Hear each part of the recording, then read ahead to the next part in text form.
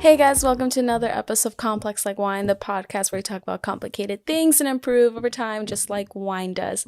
This week we have Miriam, and Miriam's very fun personality. Very giggly. I love it. So this episode should be, well, although maybe heavy, it'll still be a good one. But yeah, Miriam, do you want to go first on what you're drinking? Sure, I'll be completely honest. So I'm more of a tequila girl. So I drink tequila, but like during the pandemic, I would just like I live very close to a Rite Aid.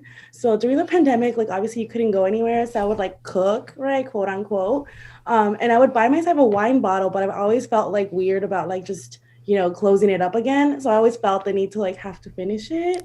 But I never know what I like. I'm like, surprise me. So I'll just get like, whatever. It's white wine or red wine. Today I got red wine. It's a Cabernet, dark horse. I don't know what that is, but it's pretty good. Yeah, I'm also drinking a red today. So this is from Arabella, and this is a Shiraz Viennese. So 98 Shiraz, 2% Viennese. I'll read their little bio for people if you're curious. It says, Angel saved me when I needed it most. My brother and I had just parted ways in the family vineyard, and I just jumped the opportunity to work with nakedwines.com. Each vintage, a more impressive number of angels do me and my family vineyard huge honor, not just by drinking these wines, but by making them happen. So for people that don't know, I've been getting these wines from nakedwines.com. It's not sponsored. I wish they would, though. And like if you're a member, you're an angel. So that's what she's referencing. But yeah, I'm curious to see how this tastes. Cheers. Cheers. Salud.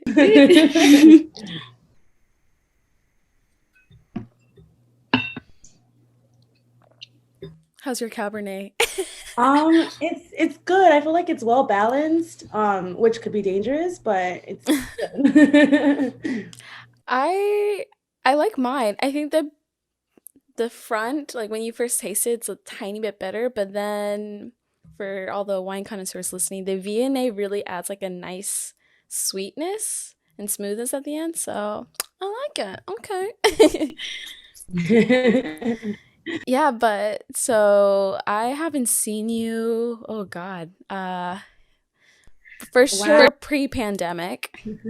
I think the last time was at the Paramount. Yeah, when we were celebrating that community event, it was I think for Christmas, and we had a toy giveaway, and then we kind of went to unwind and dance at the Paramount. Yeah, that was fun. That was fun. That's when I knew, like, okay. Oh, but speaking of, you say you're tequila girl. Okay, what kind of tequila do you like for people Okay, listening? so my go-to tequila, like average tequila, it's Centenario. I really like it, and I mean, it's not super expensive, but I just feel like it does its job. I don't really like Patron, like it's not like I don't know. And then other than that, I think I just pretty much stick to Centenario. I've been recently trying Fortaleza, and Mhm. I like it too. I'm like looking over at my little. I'm not an alcoholic, I swear. But yeah, I kind of like, in the summers, I would grow up. Well, my parents would send me to our hometown in Zacatecas. So we're from like, a small kind of like ranch. So there's a lot of like drinking and rodeos and things like that. So what everyone drinks is tequila. So that's what I Mhm. got acquainted with, and I got pretty good at it. So I mean, but I'm older now. Like I say it, people are like, you're not that old, but I'm like 30, right? I just turned 30. So I'm like, oh my God, I can't drink that much anymore. The next day I'm like dying. So like I feel like it's psychological, but Mhm. yeah, I know. I mean during the pandemic, yeah, I would drink wine because I live alone. So like it's just me and my plants. Like it's like wine night. And tequila, obviously, I don't drink alone. It's only like, with friends and when I'm out, but I definitely can't have like, drinking nights during the week anymore. No. See, now I'm 24, turning 25 next year, and so now I think I'm at like my peak of what I can handle. And especially working at a winery where I'm drinking wine a lot now, I think my tolerance has really amped itself. So Right. now I feel like I'll be having a bottle with my dad and I'm already like ready for my next glass and he's looking at me like, "Are you kidding me?" And I'm like, "What? I'm not buzzed yet." Like it's fine. It does that to you. That's what like summers in Mexico did to me. Like shots, like I am your shot girl. Like you could like I could be celebrating my birthday and I'll have like 12 shots and I'm good to go. Like I'll still be out there dancing. Like, yeah, Mexico did that to me. Kudos to you. I cannot do shots. Just like I'm such a baby. I'm already like sniffing and like gagging. I'm like, "Oh, do I have to?" Like I just can't. I'm such a baby.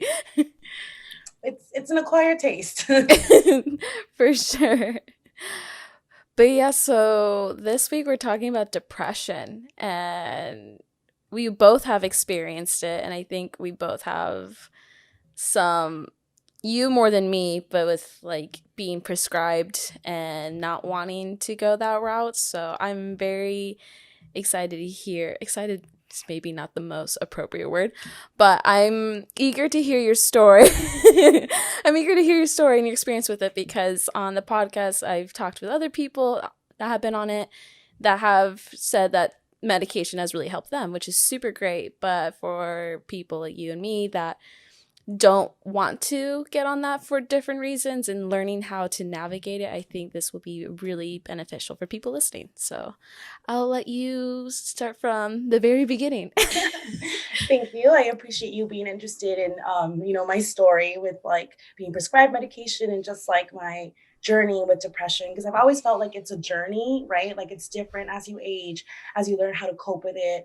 Obviously I don't say like, oh, don't take medication, right? Like it just I feel like you have to learn what's good for you. And it's obviously also based on the experiences and like, your upbringing and just so many factors play a role. But I started noticing that I had depression like early in high school. I started, I mean, obviously, right, you're a teenager, people are like, oh, you're just like hormonal, like, you're in that weird age. But I started to notice that, like, for me, like, it wasn't like I didn't necessarily have to be going through something. It was just like, it was more like the opposite. It's like I would get these deep feelings of like sadness and just wanting to cry. And so that I wouldn't feel that I was crazy, I would then think about something to attribute it to. So it's like, oh, well, today I had a bad day at school, or like, it wasn't that a bad experience or a sad experience would come first. It would be that I would have all these emotions and I would try to explain it to myself, like, why, right? So I started to notice that like early on in high school. And then my junior year, it really got bad to the point where I didn't really want to get out of my room. I was just crying. And, coming from like a Mexican family, like, um, it's not like mental health is not something you really talk about. There's a lot of this pressure to just be okay, right? And like snap out of it or like, ponte a limpiar, like clean something or go out, right? So Mm. when I would experience that, and then you also have the factor that I'm like first generation, I'm the oldest in my family, right? And I've always felt this, like I felt like I matured really early on because I knew that my family, like, we were low income. Like I felt like I matured in the sense that I never wanted to burden my parents. So like I never asked for like toys. I never asked for like, things because I'm like, it's enough that my dad has two jobs, to sustain us. And I didn't want to be a burden, right? And I wanted to be a good daughter and I wanted to, eventually be the one to provide. So I always kind of carried that with me. Like if I'm going through stuff, like I don't want to tell my parents and provide an extra like burden to them when they're already like dealing with so many things. So it's also that I come from a very traditional family. Mhm. So when I would cry, like my mom would just be like, "Oh, like do you like a boy? Like, what is it? Like, why are you sad?" And I'll be like, I don't know, mom. And like to them, the like not knowing, like my dad would just get a little frustrated, be like, oh, we'll take her out to get the sun or something, like sit her outside for a while. So I remember like for many days, like they would do that. They would be like, you need to get out of your room. You can't be there. Come on, just get some sunlight. And I would sit outside, right? But it wouldn't really do anything for me. I mean, fresh air is obviously good, but it was just these days kept happening more and more. And like, I just couldn't understand it. So then eventually my mom was like, we should go to the doctor. Like, I don't know what you have. You don't know what you have. Right. But it was never like, oh, you have depression. Like, like it was never Mhm. talked about in that sense. She thought maybe like I was deficient in like iron or like something like that. So then we go to the doctor and this is like a family doctor. Like we've had them. Well, he's obviously not my doctor anymore, but like he's like a family doctor. I had always gone to him as a child. My parents used to go to him too. And he asked me maybe like 3 questions. Like it was like, are you in high school? Like, is school tough? And then I remember clearly he asked me like, do you cry a lot? And I was like, yeah. And I was like, oh, like we're getting somewhere. Like, he gets it. And then from there, like, he just started writing on, a prescription, and I was like, "Well, what is he gonna give me?" Right? Didn't explain to me anything. He's like, "Okay, well, I'm gonna give you this, try it out, see how you feel." Didn't explain what it was, didn't say anything, like, he just gave me my prescription, I walked out with my mom, and then we went to the pharmacy, and they gave it to me like nothing, right? Like, it was just, "Here you go." I think he gave me, like, Tylenol, and then he gave me, like, antidepressants, which I didn't know that's what it was, but I was curious because I was like, "You're not telling me, like, what you even gave me, like, and I'm supposed to take this, like, I think it was, like, 2 times a day or something like that." So I just got curious, and I remember I looked up the name of the prescription, like, on Google, and it pulled up, like, all these things about depression and, like, serotonin levels, and I was like, "W" I didn't even know what that was, it was not a topic that in school, you don't talk about it, like, in my Mhm. house, you definitely don't talk about it either. So I was just seeing all these things and like discussions about numbness. And I was just like, so, kind of like shocked at how easy it was for me to get that. Like, well, what if I lied to you? What if I don't cry? Like, why Yeah. are you just like handing me this over? So I think for me, like, having that experience so early on is what pushed me to not even want to know about it. Like, I just completely did not want to be part of that, did not want it in my system. I didn't understand it. Um, but then also, like, the more I read about it, there was just this kind of, and again, like, I'm sure some people, it works for them. But for me at that time, and as I continue to like, mature and learn about it on my own, it's not something that I saw would be beneficial to me.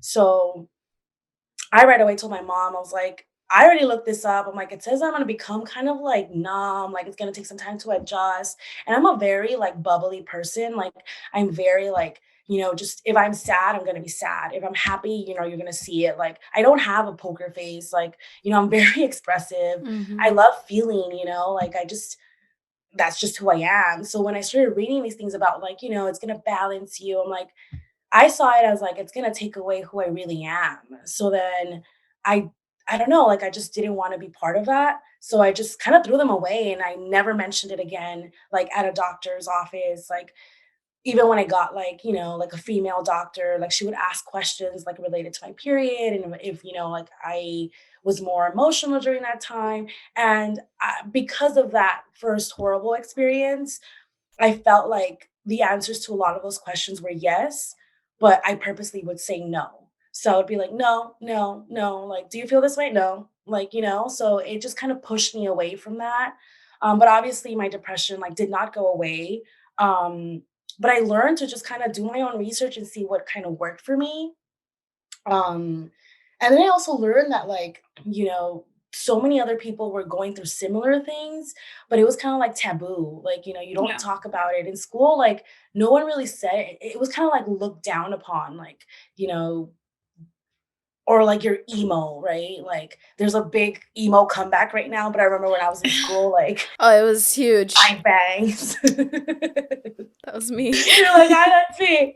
I wasn't an emo girl. I was kind of like a hippie. Like, Okay. I was a big, like, Beatles fanatic, like, to the point where, like, I did not go to school, like, on the anniversary of John Lennon's passing, like, I was just, like, a Beatles freak, right? Mhm. But, like, this emo-ness, right, like, it wasn't related necessarily to how you were feeling, it was, like, kinda like a style, right? It was a trend. It was a trend, right? Yeah. Like, no one really talked about, like, "Hey, like, I'm not feeling good, like, I'm feeling jaded, I don't even wanna get up," and it's just tough, like, I always had to, like, balance that because I wanted to do good in school, like, I knew that being a good student academically is the only way that I was gonna be able to push forward and, like, be able to provide for my parents and be the exemplar, like, first generation like child. Mhm. So it was tough because there was days that I just didn't want to do my homework. I didn't want to like even getting up. I remember like that's another thing that I started noticing. So you start picking up on trends. Like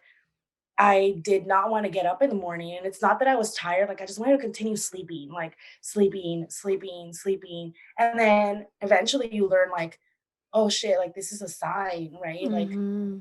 and then I also have like anxiety. So it's like having both, it's just such a hard thing because your anxiety is telling you, like, oh my God, like get up, like you're wasting your day. Look at you, like stop feeling bad for yourself. But then your depression's like, dude, I can't get up. Like I don't want to. It's too overwhelming to do anything. Like you're just Right. And stuck. then Yeah. it's like you're constantly talking to yourself, battling it, like, in your head.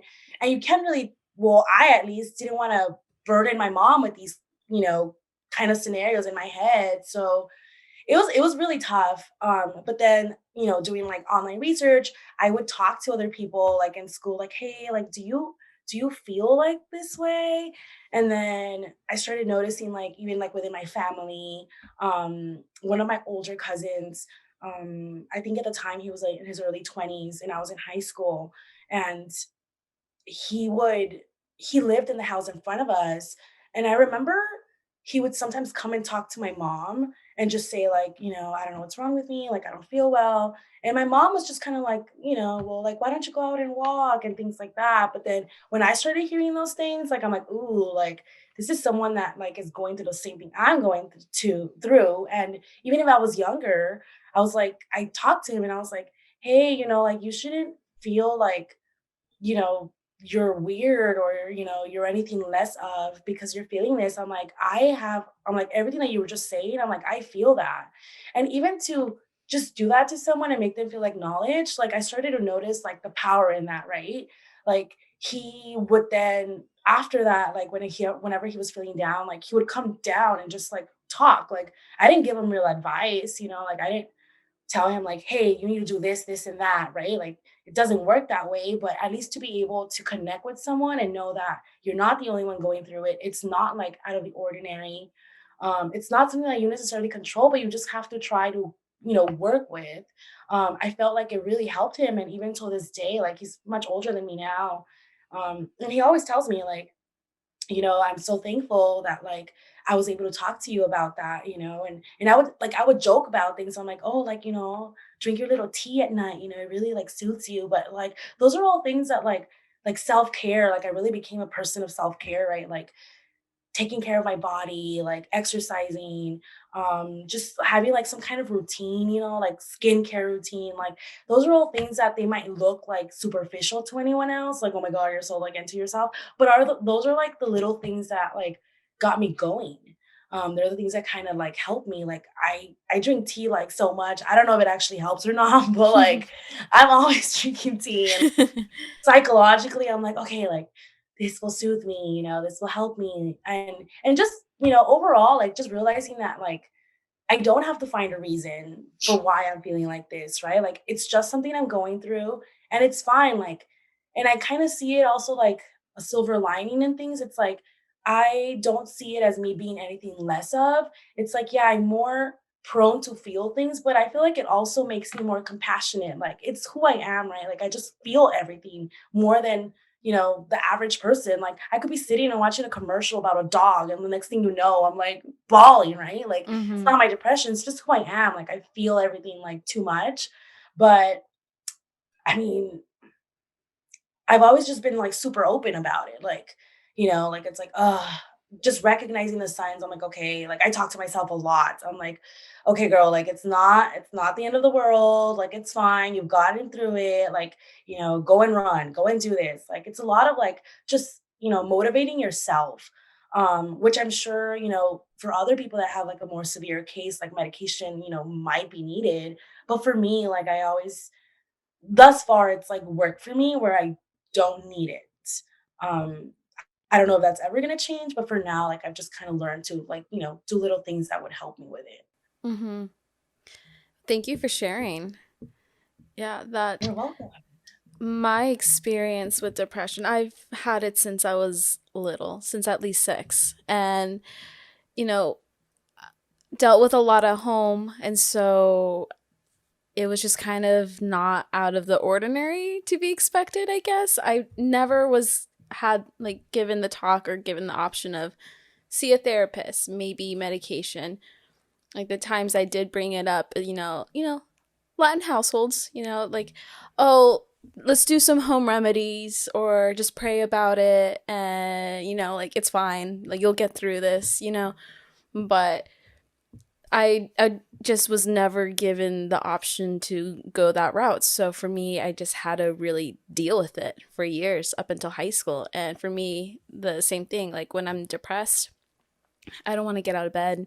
I don't shower. I don't eat. I'm just in my room, all like stinky and sad. like, Yeah. and it's just one of the things. And I've now learned like to recognize those patterns where like my appetite's gone. I'm not leaving my room. It's like, okay, like it's come back. And the thing is, anxiety and depression are very connected. And for me, like I suffer with anxiety more than depression. Depression's kind of like every once in a while now, but with anxiety, it's like an everyday thing. And so I notice if there's anxiety that I'm not dealing with or not working on, that will be connected and lead into depression. And I've always been hesitant to go down the medication route just because of the fear of being dependent on it. Like my experience, the only prescription I take is birth control because in high school I dealt with hormonal acne and really bad periods. And so my dermatologist was like, you know what, try this. And like, okay, like I'm 18, like I'm old enough, like it's fine. But one time I had to get off of it. My anxiety skyrocketed. I was just so much worse. And that's when I realized like I'm dependent on this. And so it's kind of made me more nervous of like, I don't want to be dependent on anti-anxiety, antidepressants, and all stuff. Right. And it's like learning how to find the balance of it's not a bad thing. You don't need to be terrified of it, but also learning like if it's not for you, how to manage it. And so, yeah, thank you for sharing some of the stuff you do because like self care is a big one too. Like, when I'm depressed, I force myself do your makeup because you'll at least feel a Yeah. little bit better, and it'll just help. It even if you're like faking it till you're making it, it just kind of helps. It's like the placebo effect of things. Like, I don't know if the tea works, but it makes me feel like it works, and that's what matters. Right. And self-care is so important also like in the sense that like before, like I said, like because I feel like of my upbringing, it was very humble, right? Like I always learned to and it's not like my parents were like, tough on me and like, had me like on minimal things. Like it wasn't like that, but I think I've just always like been like super like mature for my age, but also like observant, right? And like I started putting things together and I was like, okay, like, I could see like how exhausted my dad was. He had always two jobs, and my mom, like she didn't work, so she could be able to take care of us. And I started to pick up on things a lot. So in the beginning, the way I would deal with depression was like I felt that it was wrong to kind of take care of myself. So the way I would do it is like, let me extend myself further, right? So like how mm, can I help others? How can I do something for someone? And there's nothing wrong in helping others, but you also have to learn like at what point do you prioritize yourself, mm-hmm, right? So like I would always find ways of like helping my friends, helping family, helping others out. Like my cousin, right? Like that he was going through those symptoms, which I recognize were my own. And like I was taking care of things here and there, but like my priority became like how can I help him get better, right? Like I want him to be successful, like I want him to be okay. And I would put that on me. It's like if I don't give, like enough advice or if I don't give enough of myself to others, then I don't have a point, sort of thing. And I felt like that a lot. And even till this day, like I have to balance that. Like I have a hard time saying no to people, mm-hmm, but it's also because I don't want to feel like it's like it's just hand in hand, like depression and anxiety. Like you don't want to feel that you're letting someone down, but then it's like, well, but could I have done that? Like, could I have like extended myself a little more? It's like that anxious part of me that's always like, but I could, I could do it. I'll put myself to the side, right? But like, mm-hmm, I could do this. So it's self care is just so like important, and self care means different things for different people. And then that's what I think is just another thing that's so important to talk about depression because it doesn't look the same for everyone. Like people like when I start speaking up, they're like you have depression? And I'm like, yeah, like you see me all over here, like, dancing and like laughing and I'm super bubbly, but like, just like I have these very highs, like it's the same way for my lows. Like I have very like hard bottom, like lows. Like I mean, if and without like triggering anyone, right? Like I've never wanted it, my depression has never reached the point where I actually want to kill myself. But I think that also has to do with like my upbringing, right? Like I think about my parents. I think about like, like, am I really gonna do this to them, right? Mhm. But I've never really had suicidal thoughts. I've always kind of just felt like I could take it. Like whatever I'm feeling, like I could take it. In the beginning, I could take it silently, like it's fine, like my body could endure it, my mind could. Um, but then eventually it was like I wasn't sleeping, I was having like really bad dreams. Um, I was like anxious at school, like I wasn't acknowledging it, right? So like it was just kind of there and I was like, it's fine, like I could take it. And so I realized like I had to take steps, right? So I even if my mom didn't understand, I'm like, I'm gonna sit down and tell you, like, mom, like I just don't get it. Like, this is how I feel. And like I knew her answer was gonna be like, well, just, like just try to take it easy, but stop crying, right? And like crying is another thing to me that's like, no, like I will not stop crying. Like I'm gonna get it out of my system until like, I feel like it's gone, like it's out of me. Like I Mhm. feel like it's so wrong to tell people like don't feel, like Yeah. don't cry, like just get over it because it's not gonna leave. Like you need to accept that it's there, see how you could deal with it, and like if you don't want it inside of you, let it out. Like whether that's like jumping around, whether that's running until like I used to just like go jogging and like until I was out of breath and like I felt like it was out of me, like especially when I had like depression and anxiety mix, like so it's like a lot of coping that you have to do and like you have to pump yourself up so that yeah, you could pump other people up and be there for other people, but at the end of the day, you're the one that's going to sleep or like, having those thoughts of like why? And it's like, okay, well, I don't know the why, but these are the things I can do. Like, these are like, baths. Like I could take a bath and just lay there. And yes, I'm wasting time. And yes, I could have been doing something productive, right? But I feel good, so it's fine. It's a lot of Mhm. like self-motivation. Oh yeah, absolutely. And I'm really happy you brought up the point of depression or mental health, whatever it is. It's different for everybody.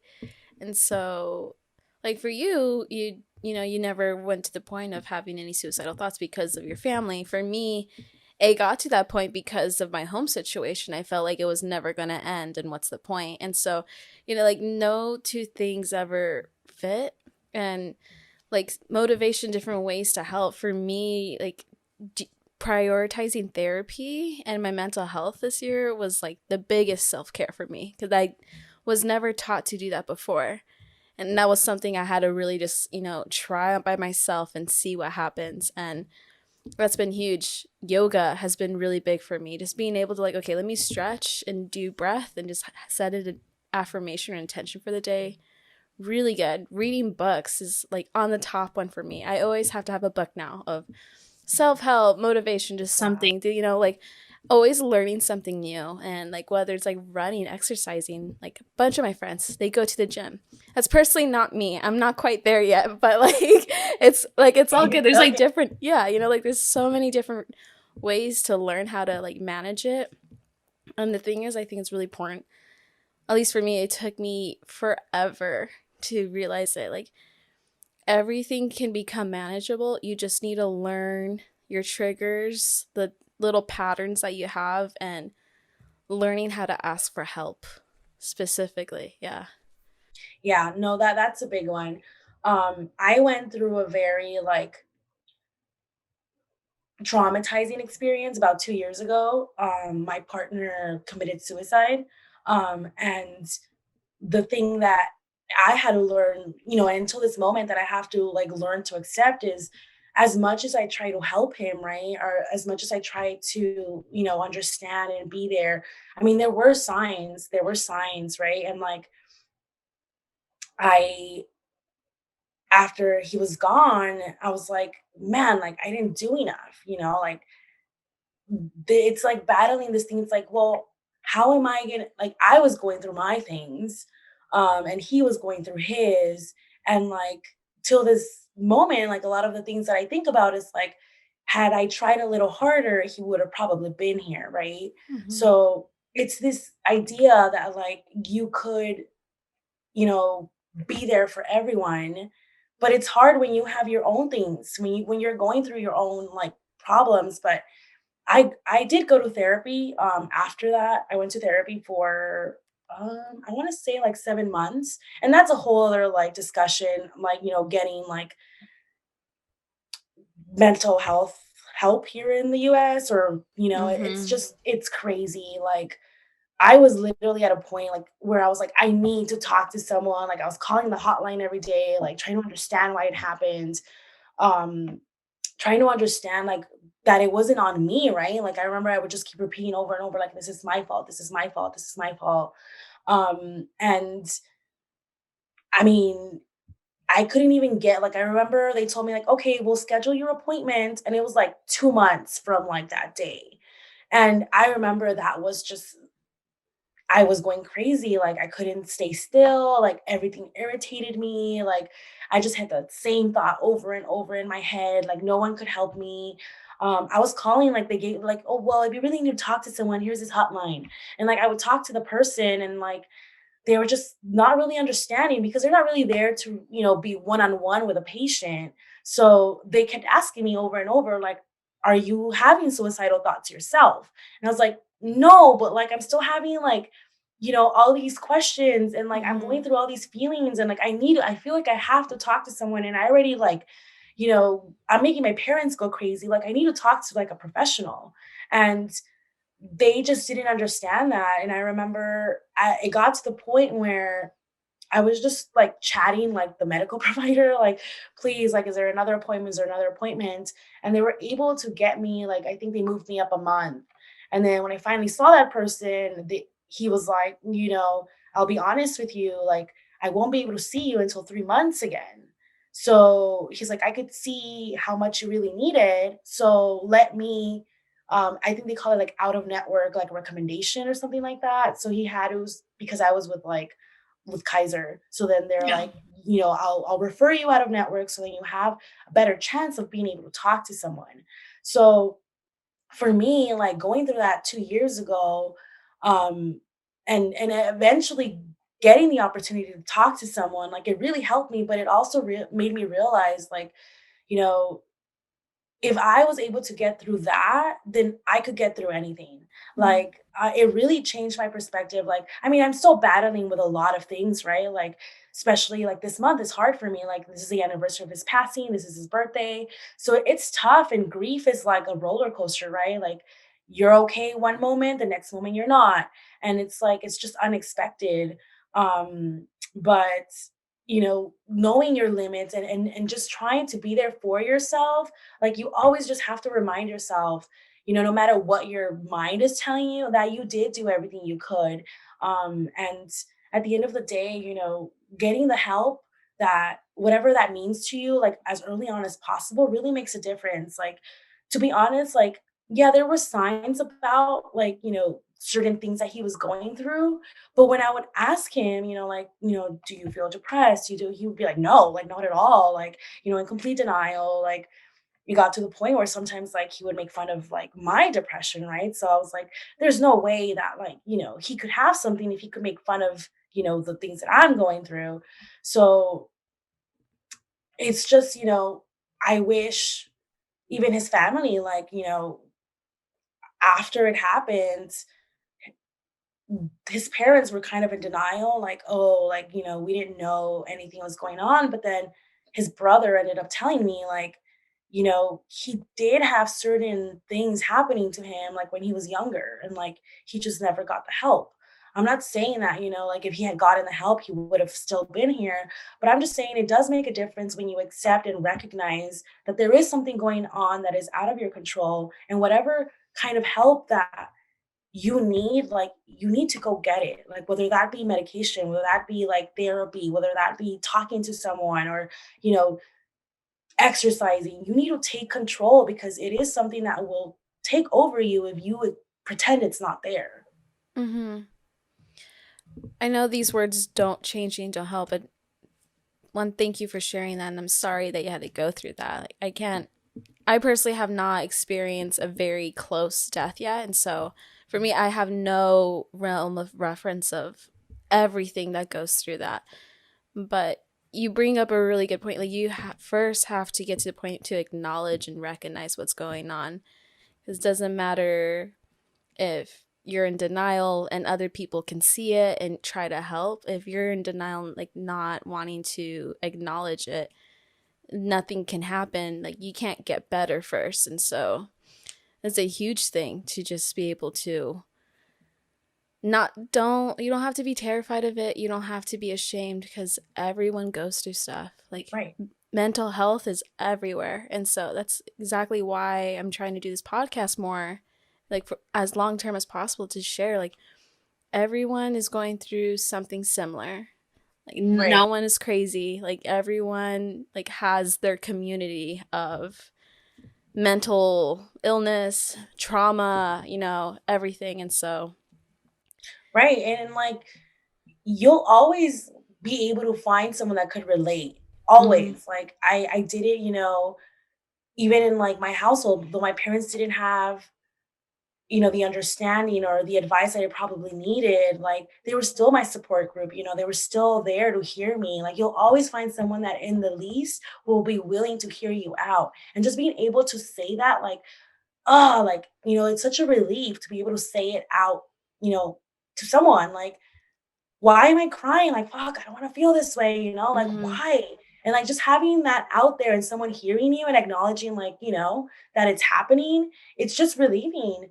When I went, when I transferred schools, like when I went to USC, it was a very much like a cultural shock for me, right? Like I there's not a lot of Latinos. And if mhm, they are Latinos, they're affluent Latinos, right? It's not all of them, but like it's just really hard to click. And I remember for me, it was a complete culture shock. And even in those moments, like I'm like, I still have to be true to who I am. Like I'm experiencing these things. And I was able to bond with a couple of the transfer students. And like, I started talking to them about it. I was like, do you feel kind of like weird? And you could do it in a playful way. It doesn't have to be like serious, right? Like it's like, oh, we're here at the University of Spoiled Children, like, how are you feeling? Like, it could be conversational, but like, just put it out there and believe me, like, someone is gonna say, like, I'm going through the same thing. I feel you on that, right? And that's how like I bonded with like my best friend at USC. Like, these are all like things that we were going through together. And like, whenever we felt like we were disoriented, we would go on a bike ride together. We would go on the jogging path. Like, there's people that are going through the exact same feelings that you are, and it's just, there's no shame in it. There's no shame in mhm. trying to take care of yourself for something that I remember my therapist when I was going to therapy, she was like, it's not only feelings, like it's literal, like a chemical imbalance. Like you Yes. cannot control that. Like it is something that like it's not like, oh, all of a sudden, like you'll be fine. Like you have no control about what's going on in your brain. Like you just can't. That was something I really was shocked this year of learning. Some of the books I've read. I've mentioned this before on the podcast, but one specifically, the When the Body Says No, of how your brain responds to things, and how when like you have so much stress put on that's unresolved, it can turn into depression, or even in extreme cases cancer, like different stuff. And just like, you're not crazy. It's like literally stuff that happens to everybody. It's unfortunately part of the human experience, to deal with some shit. And it's learning to how to just be aware. And Right. it goes back to learning your patterns, learning your triggers. Like, what makes you feel this way, if you can recognize it. Like, for me with my anxiety is very odd, in the sense where like 98% of the times it just comes up and I don't know what the trigger is. Like, I'll be completely fine, and then all of a sudden having an episode. And so that is something I've been trying to really focus on. Like, Right. is it sleep? Was it my diet? Is it near my period? Like, my Yeah. hormones off. Like, there's just so many things. It's just like, recognize, like, you're not crazy. There's literally someone there who will understand you. Yes. 100% yes. Yeah. Again, thank you so much for sharing everything and just being very raw and open. I don't have experience with loss or different stuff, and but when it comes to being depressed and suicidal thoughts and stuff, it's very it can be very scary, and it's really hard, at least for me for a while, it was really hard to acknowledge that those thoughts were there, Hmm. to the point where there were really close times where I was just done, like fed up with life and just everything, and just being able, I want to like just encourage people listening, even if it's to a therapist, the hotline, a teacher, your friend, your parent, whoever you can trust, Right. just lay it out there, just speak up and just share like where you're at. Right. Yeah. And I love also like on social media, like how much more open people are. Like it could be a meme, but like so many people could relate. Like I love seeing the memes of like me after like my 64th breakdown of the day, and then you just walk out like nothing. It's like, yeah, I'm a bad bitch. I'll own this. Like, Mm-hmm. for me, it's gotten to the point where it's like, yeah, I have this, but it's also like, look at me, like I'm still going, right? And there's days that I'm not gonna keep going. There's days that I'm gonna hide in here. One of my biggest fears well, my parents' biggest fears when I moved out, um, was the fact that I was gonna be alone. And they're like, how do we know that you're, not gonna be in there crying all day? And I told my mom, like, Mom, I want to cry in peace. Like, yeah, I'm not gonna tell you that I'm not gonna cry. Like, if I'm having a bad day, like nothing will suit me more than getting in PJs, crying out of my bed. But guess what? Like, I'm not gonna let myself just stay there the whole day. Like, I'll cry it out as much as I can. I'll wipe my tears and I'll go get whatever I need from Target, my favorite Disneyland store. Like, like that's Disneyland to me. Like, Target is Disneyland for me. Like, it's just knowing like how to not let yourself completely like fall, but at the same time letting yourself feel it. It's like Mm-hmm. if it's there, I'm sorry. Like, okay, cool. Like, it's gonna bring my day a little, like, slower. Like, I won't be able to do whatever I said on my to do list, right?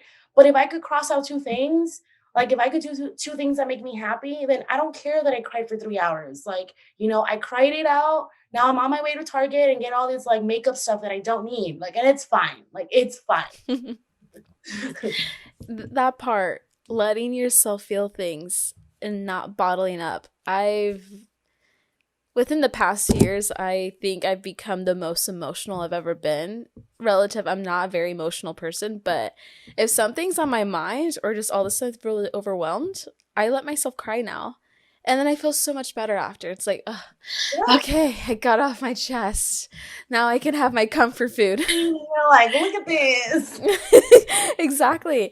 And before, as a kid, like I was like in an environment where I felt like I couldn't show that, and I couldn't tell kids at school what was going on because no, I didn't think anyone else would understand. At least I would hope no one else would. And again, not until therapy I was like, it's okay to let it out. It's actually so healthy for you. And it goes to with like society and toxic masculinity for all the guys out there. It's okay to cry. It's okay to tell one of the bros, hey, I am going through it. I'm just letting you know. Check in when you feel like it's appropriate to, like, yeah.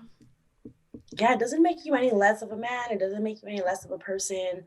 Like, if anything, I feel like the fact that you're asking for help, that you're reaching out, like, it takes so much strength to do that, to be able to speak and like put it out there. Like, that's not you being a coward. Like, that's you actually caring and wanting to take control of your life. Vulnerability is not weakness, it's strength. Oh, for sure. Absolutely. And something else that I've read in one of my books that's just always resonated with me is you have made it through all your worst days. Like you have made it through it. You've been a badass bitch or guy, whatever it is, and you've done it. Like you woke up, went through it, went to bed, woke up the next day. And so Right. my last depression episode, which was almost a year ago, before I started therapy, that was something I realized like I've gone through way worse. Been through way worse. And this sucks right now, but in long terms, this isn't going to be as prevalent once I'm past this hump. And so it's just remembering like it's temporary, but it also matters what you do to help get you on that route to like be recentered. Hmm. Totally agree. It's like if you could get through, like, I mean, especially for you, right? You said you've had it since you were a child. Like, I've started noticing it when I was in high school. It's like, look at how old I am now. Like, I'm 30, right? Like, I got through all those days. Like, Mm-hmm. and, it wasn't easy. Like, it's never been easy. But at the end of the day, like, you could grunt and like cry and like, be upset. But you get the day going. Like, I show up to work, like, on the days that I can't, like, I'll take a self-care day, but I'm here and I'm still trying and I'm still being me. Like, yes, I'm a crybaby, but I'm also, like, I'll be the life of the party, right? Like, I'll be like the dancing queen. Like, those are all me. And like, there's no one side of you that's like the perfect side. Like, there's many sides to you, and that's okay. Mm-hmm. Again, we said if you need a self-care day, if you need moments to like cancel plans with people and be like, I really need to just be alone with my thoughts and just process, have a like for me, my go-tos are comfort food. Like cheddar cheese fries and pasta. Like that's what makes me so happy. I'm like, okay, I got what I want and now I feel better and I can just eat with my bowl of popcorn just watching something mindlessly. If you need a moment just to do that or just journal or like turn off your Right. phone, like it's totally okay. And you'll discover like sides of you. Like, I used to really write a lot when I was in high school, and then I stopped doing it. And recently, like, I kind of rediscovered it. And yeah, sometimes I write really sad things, but I'm like, oh my God, look at that, the way it flows. Like, look at me. Like, I have talent here, like, Like, you'll, okay. you'll discover things. And it's like, I mean, it's just, all part of who you are. And it doesn't necessarily, yeah, it sucks. Like, those days sucks, but like there's always like a silver lining. I feel like, you get to be more kind of like in touch with yourself, and you get to know what are the things that are good for you, what are the things that are bad for you, which people you should stay away from because, like, they don't understand and it's not their fault, but you also don't need to put up with it. And who are your real Mm-hmm. friends? Who are the people that are willing to be with you not only in your good days but your bad days? And it goes the same way for like partners. Like, I'm a person that's super giving, right? So I'll be for that person, in everything, in every way possible. But if they can't reciprocate, like, that's not good. And it's not because you're crazy. It's not because you're depressed and I don't want to be around you when you're like that. It's like, well, then I don't want to be putting up with your stuff, but there I am helping you, right? Like, Mm-hmm. I can't control this. And if you can't accept that this is who I am, then you're not good for I want to just clap for that because me. it's so important. And this goes back to like boundaries and like learning how to be first okay with yourself. If you're not okay with yourself first, or like at least doing the steps to work towards it, then you cannot expect people to just carry on your shit. Right, And it's okay to set boundaries too. If you're going through stuff and someone is always needing help, it's okay for you to say like I cannot right now. right. And if they're a true friend or they're respectful, they'll understand it and respect that boundary. I even have like, I mean, he's not my partner, but like I have a really close guy friend, and we like I get his like male perspective, and then he gets like the female perspective. So we chat about things. And one of the like most amazing things to me that like, he shared with me was he had a girlfriend that had a little bit of depression and anxiety, and he went out of his way to like buy books and learn about it so that he could be a Wow. better partner. And I was like, yes, like you, that's like a real partner. You're like, you're not the machista guy that's like, oh, who wants to be around someone like that? It's like, no, Yeah. I'm gonna be there for you. Let me see how I could help you. What are things I could do to make you feel safer? And when he was telling me all these things, I was like, there are people that actually care. There's good Ben out there. Yes. Wow. Yeah, it was so touching. And I'm like, see, these are the kind Damn. of friends you should have. Absolutely. Having okay, I have a really close guy friend. He's probably my best friend, but having that male female perspective, so helpful, so clutch. Definitely. It's like he could tell you when you're going like a little overboard, and we're like, okay, girl, like I think you're exaggerating, All right? right, like let's toe down. he tells me, like, he checks me. It's like, that's also important. Like, I also don't want people tiptoeing around me, right? Like, he knows I have depression, but if I'm wrong, right? Like, I'm not gonna be like, well, I'm depressed, so you have to like do everything good for me, like, no, that Mhm. it's not how it works either. So when I'm not being like, you know a good girlfriend or something, like, I could count on him to say, like, Miriam, I think you were exaggerating. Like, I think the guy actually, is trying to be there for you. Okay, Oh, absolutely.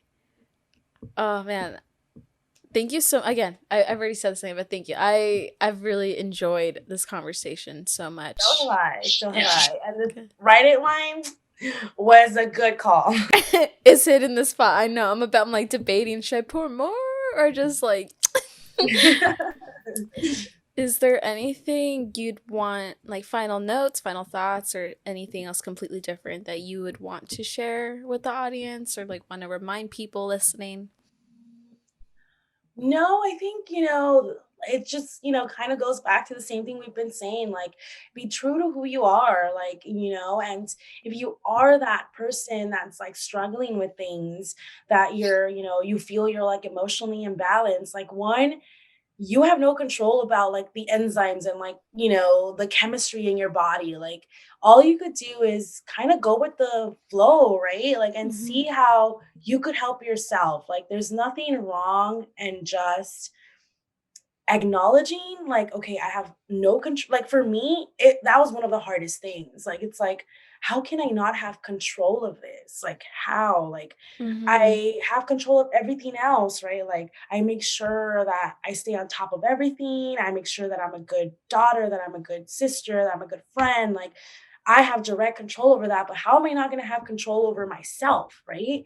And it's something you have to come to terms with. It's like, it's not, you don't even have to attribute it to anything. It could just be, it comes and it's there. And like, if it comes, you just need to be like, okay, like, I don't know why I'm feeling like this, but this is how I'm feeling right now. And these are the steps I have to take.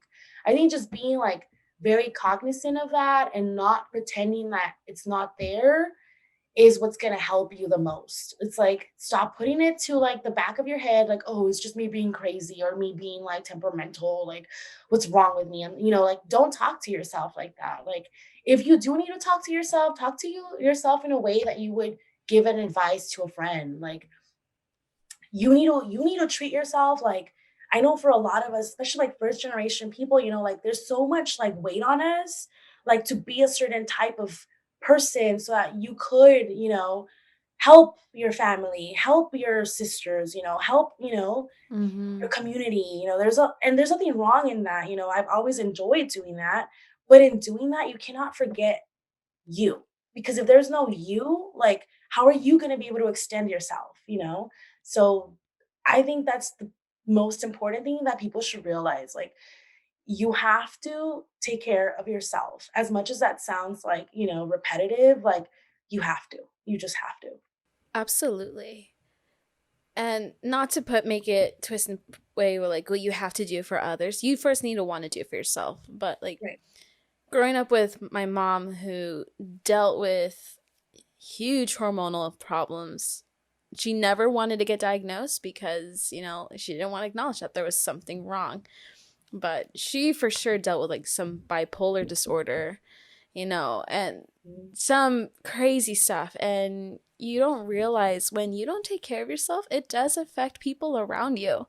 It's not just like all in your head. Like the way you talk to yourself, the way you treat other people, it's like it affects everyone. And so, again, learning like if you are going to want to be, whether you're in a relationship or in friendships where you want to have this relationship with a person, you first need to know, okay, this is stuff I'm dealing with and this is the work I have to do consistently to improve and not get stagnant. And for people that, friendships I've had in the past where they didn't do the work and they expect you to cater to everything, like that's not healthy. That's kind of toxic. And so, acknowledging like, I have potential to be this kind of way, but what can I do to make sure like I'm doing this for me first before I feel like I'm, what's the word? Like it's an obligation towards others, Yes, Yeah. for sure. For sure. Yeah. Well, again, But nope. We oh, have to take care of ourselves. We have to be selfish. it's okay to be selfish sometimes. It really is. And that's something that was really hard for me to like really be okay with. But now I'm like, you know what? If I don't feel like doing this right now, it's okay. I'll do it later. Or I'm not in the place because my anxiety is really getting to me, Mm-hmm. like putting the boundaries. But yeah, thank you again. No, thank you for offering the space, and I'm glad that there's like podcasts that discuss things like this because it's things that like a lot of people don't want to know that you know are even conversations. It's like, don't talk about it, but you're interested. So it's like it gives people an opportunity to hear these things without any pressure to like share themselves or like be seen somewhere, right? So I Hmm. think it's beneficial to have podcasts like yours. Yeah. And oh, thank you. I appreciate that. Us being Latina, growing up in a culture where mental health is very taboo. And there's like last week, I had someone, she's half Pakistani, and it's kind of very much the same thing. And so, and also understanding like cultural society has a huge role on how you view that. And so, it's learning to bring that awareness of not letting that restrict you and learning like if you need the help, you're gonna have to do it for yourself, but it's gonna be way worth it. Right. And it's Mm-hmm. like I love being Mexican, right? I love being like, the oldest in my family. Like I love that, but there's nothing wrong and I think it goes like with everything. Like you could love your family, you could love your culture, but you have to acknowledge the things that have worked for you and that haven't. Mm-hmm. Because if you want to continue growing, it's like, yes, I want to have if I ever get married and have kids, like I want to have like a traditional household and pass on the values, that I was instilled in my household. But at the same time, you have to learn like your parents provided you with the best that they could, but they're also carrying like, generational trauma that got passed Mm-hmm. on to you. And it is on you to say, like, I am not going to pass that on further. This is what works for me. This is what's not working for me. And I will not do that to my children. Like, it doesn't mean you don't love your parents. It just means you're learning, you're acknowledging, and you're growing. Oh, absolutely. I've mentioned this really briefly before. I know we keep getting like, oh, okay, thank you, and then keep talking, but really quick, really quick. I've shared this on the podcast. I'll share with you. When my mom left a picture when I was 19 because my parents were getting divorced, I knew my whole life she was carrying baggage from her family situation and then them from theirs. And so lots of generational baggage was like being passed down. And there was always something that's always terrified me was becoming her when I had my family. And so that's always been something that's just in the back of my head terrifies me. And so before she left, and I haven't seen her since physically, but I just say like, I don't want this to continue through me. Like I don't want it. Like I'm done. Like this ends here. And so, I had to have the conversation with her of, like this is it. I forgive you. I release any resentment, this and that. I apologize for anything I've done, but like this ends here and no more. And again, vulnerability is not weakness. It takes so much to first, yeah, and it's hard, but you have to realize like the long term, it's so beneficial for you. And sometimes it's really hard to cut those relationships, whether it's family, relationship, friends. But again, prioritizing yourself first, for Right. sure. Mm-hmm. Well, okay, for sure now. I'm done. Thank you so Yeah. much. I've had a great time. Thank you so much. I wish I had more, but like I drank too fast.